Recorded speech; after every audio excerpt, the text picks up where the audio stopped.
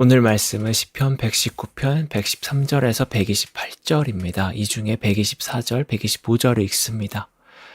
주의 인자하심대로 주의 종에게 행하사 내게 주의 율례들을 가르치소서. 나는 주의 종이오니 나를 깨닫게 하사 주의 증거들을 알게 하소서. 스페인의 투 경기는 세계적으로 유명하죠. 이 투 경기에서 영감을 받은 한 시인의 에세이는 깊은 통찰을 담고 있습니다. 에세이에 따르면 투우장에서 투우사와 치열하게 싸우다 지친 소는 자신만의 특별한 장소를 찾아 머무른다고 합니다. 이곳은 소가 스스로 정한 곳이고 여기서 소는 숨을 고르고 다시 싸울 힘을 모읍니다. 이 장소에서 소는 더 이상 두려움을 느끼지 않고 용기를 얻는다고 합니다. 스페인어로 퀘렌시아라 불리는 이 장소는 피난처 또는 안식처라는 의미를 갖습니다. 한 작가는 퀘렌시아에 있을 때 소는 말할 수 없이 강해져서 쓰러뜨리는 것이 불가능하다라고 표현했습니다. 이렇게 퀘렌시아는 소에게 단순한 휴식 공간이 아니라 본연의 힘을 회복하는 신비한 곳입니다. 시편의 시인 역시 삶의 위기 속에서 자신만의 퀘렌시아를 찾고 있습니다. 그는 지독한 두려움과 떨림 속에 하나님을 찾고 하나님의 말씀, 율례, 증거, 계명을 의지합니다. 시인에게 하나님의 말씀은 투 장소의 퀘렌시아와 같습니다. 그것은 두려움을 이겨낼 수 있게 하고 자신을 위협하는 존재를 작게 만들며 하나님의 약속을 뚜렷하게 드러내게 합니다.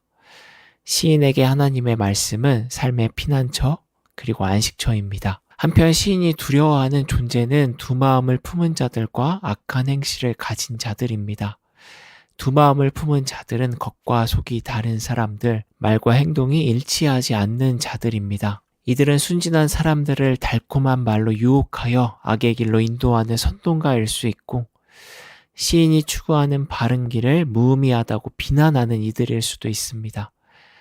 악인들은 시인을 끊임없이 어려운 상황으로 몰아넣고 이 주님을 향한 그의 마음을 짓밟으며 말씀에서 멀어지게 합니다. 그러나 시인은 악인들의 말에 넘어가지 않고 그들의 거센 소리에 마음을 빼앗기지 않습니다. 상황은 악인들이 원하는 방향으로 흘러갑니다. 그들의 주장을 따르면 삶이 나아질 것 같지만 시인은 여전히 하나님 편에 서 있습니다. 이처럼 시인은 하나님의 말씀에서 답을 찾고 주님이 선한 이들을 위해 보이신 증거로 자신을 무장합니다. 그는 악인의 위협보다 하나님의 심판의 능력이 훨씬 크다는 것을 되새기며 하늘을 두려워합니다. 선한 삶을 고집하는 것이 옳다고 믿습니다. 시인은 하나님의 말씀을 의지하여 위태롭고 공고한 상황에서도 선하고 바른 삶을 유지하기 원하는 것입니다. 오늘 시편을 살펴보았습니다. 시인의 고백처럼 우리도 마음이 공궁하여 희망이 보이지 않을 때 모든 문이 닫히고 더 이상 물러날 곳이 없는 절박한 상황에서 주님의 말씀이 우리를 회복시키고 삶의 생기를 가져다 주기를 소망합니다. 특히 주위에 두 마음을 품은 소리가 가득하여 주의 말씀을 기억하는 것이 허사라고 느껴지고 그의 인도하심이 헛된 귀대라고 느껴질 때 하나님의 말씀이 우리의 퀘렌시아, 피난처, 안식처가 되기를 바랍니다.